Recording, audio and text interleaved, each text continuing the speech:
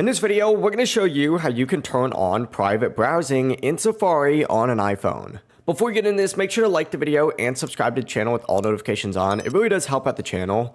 But if you want to browse without saving your search history, here is a quick guide on how you can enable private browsing mode on your iPhone using Safari. The first step is actually opening up Safari, and you're going to see an option after you press on this little tabs icon that says private. Essentially go ahead and click it and then open up a new tab, and as you can see, you'll now be in private browsing. But if you don't see it, no worries, there's actually an alternate method that I'm going to show you right now. From the start page, if you long press on this section, there's going to be an option that says new private tab. Go ahead and click on that, and as you can see, it'll open up a new private tab for you as well.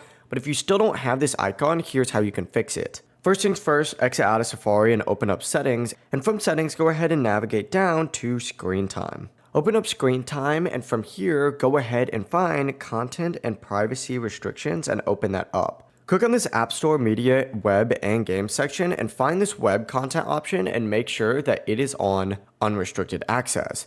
Once that's done, you can now head back to Safari, and through either one of the methods from earlier, you'll be able to access a private tab. But that's it, you're now going to be browsing privately.